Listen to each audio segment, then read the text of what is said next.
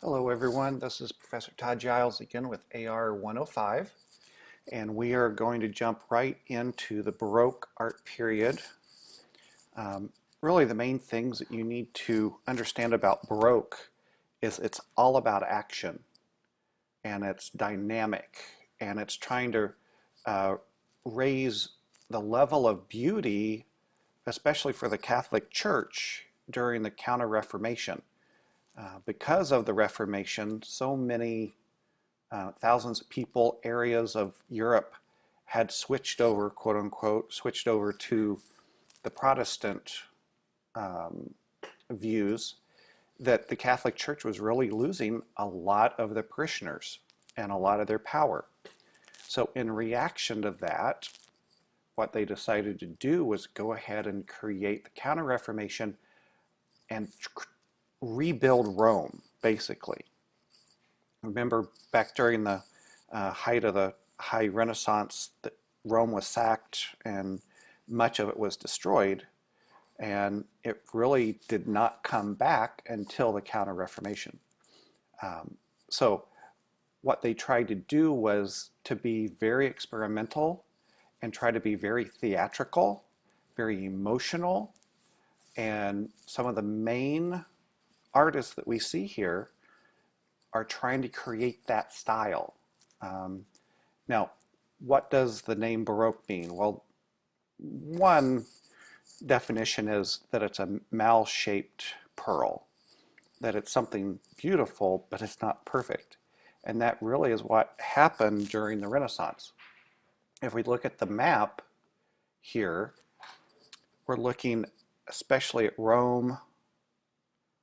We're looking up here, present-day Netherlands and Belgium, looking at London a little bit, looking at Spain some, looking at Paris.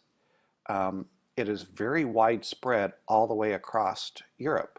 It isn't just in one little area. It's basically all across Europe.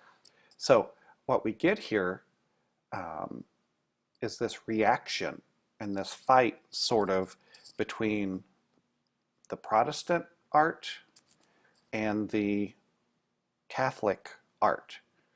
Okay, it's opulent, but it's still somewhat restrained in some areas. And once we get to looking at the art of the Netherlands, we can see a big change with that. So let's jump right in and let's look at Italy. And we're going to look at individual artists here, continuing what we started sort of with Leonardo da Vinci, where we're taking an artist at a time to see what they've done. And I love our textbook, but one of the things about it, and it is only art appreciation, it's not an art history book per se, they only show you 2 or 3 pieces, and I want to show you a lot more. So as we look at Bernini, you don't necessarily need to know this information. This is to let you know a little bit more about the man. He's coming out of the Mannerist area of art. He gets connected with the Catholic Church in Rome, and he really becomes the main proponent in Rome of the Counter-Reformation. Now, one of his pieces here is this chapel, the entire chapel in this church. Now, let me back up a little bit. This church in Rome, Santa Maria del Vittoria, the church would be behind us as we're looking at this. This is a side chapel. Now, it's very famous, but it's a side chapel. The main part of the church is behind us. Okay, so this family has hired Bernini to come in, and they're a Spanish family in Rome, very powerful, very rich, and they have him create this entire chapel, including the clouds up here, using the architecture that's there. Everything that you see here, he created. Now, a couple unique things about this piece. It's about Saint Teresa and her ecstatic visions that she had, and she's a Spanish saint. More on that in a second. So that's the main view here. Above her, what looks like rays of the sun coming in are bronze rods covered in gold, but there's a window open to the outside here. So as the sun rises, as clouds go by, the light changes minute by minute, moment by moment. So the lighting on the artwork changes constantly. So it almost looks like it's alive, all right? Even though it is solid marble, um, it looks moving and alive. Um, Another interesting piece of this, they loved opera. So what Bernini has created here are two opera boxes with members of the family occupying the boxes. And they're looking at what's going on stage, quote unquote, right here of St. Teresa. So on the right, on the left, we have these portrait busts almost of the family members here at the theater, but they really are here in a church. So in the past, you would see the donors, like on the Holy Trinity of Masaccio, you would see them painted into it. Or on the Ghent altarpiece, you would see the donors painted onto the piece. Well, here they've been carved. Now, everything that you see here is authentic marble, gold, bronze. This little chapel is a fortune to build. Now, let's look at it from a Baroque standpoint. What makes it Baroque? One, look at all the bright colors. They're breaking with what happened in the Renaissance, where everything was sort of quiet, staid, okay, taking those pieces from ancient Rome and Greece, but then bringing them forward. Here, it's a cacophony. It is a theater. Now, another thing is, look at this piece right here. Okay, if you look at this, it looks like a pediment on a temple. The triangle shape is here, but what has Bernini done? He has brought these sides out. He's made it curve up instead of being straight, and then he's taken the center part and pushed it back. So he's using the same language of that triangle pediment, but then he's changing it for something totally brand new. He's making a new language out of it. Almost you're saying a new language by using the same letters, but making something new out of it. Okay, so let's look up close here at St. Teresa. She would have visions, and in the visions, she would say that it felt like a fiery dart or arrow entering her heart whenever they would end, because she was in the presence of God and being very ecstatic and emotional, but then when it's pulled out, it's painful. So here we have the angel, and many times people interpret this that the angel is about ready to put this into her heart, but she's already in a state of ecstasy here. So this is a moment where the angel has pulled it out and she's in this painful happiness, ecstasy. Okay. From an art point of view here, it's all about texture. Okay, how many different textures can we see here? The cloud that she's sitting on, and by the way, this is all one piece of marble.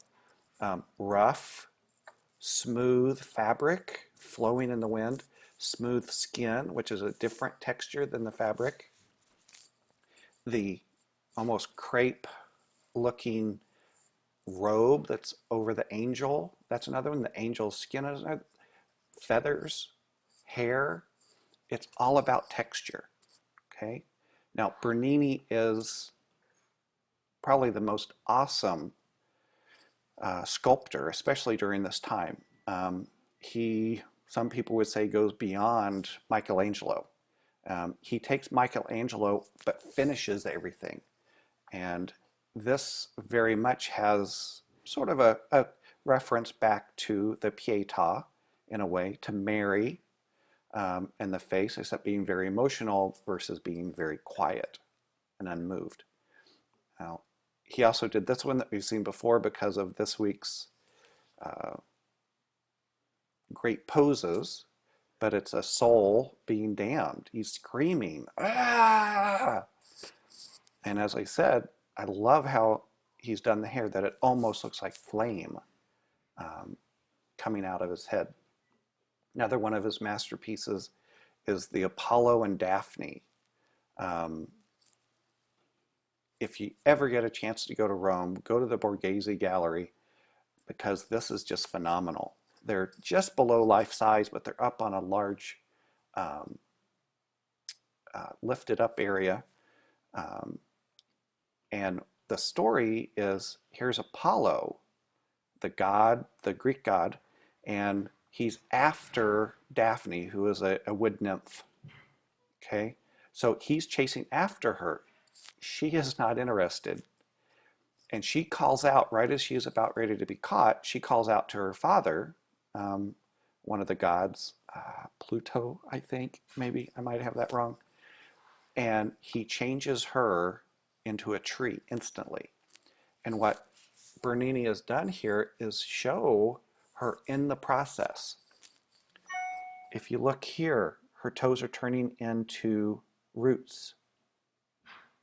Her leg is turning into bark of the tree that's moving up and around her hip. She's twisted up. Her hair and her fingers are starting to become limbs.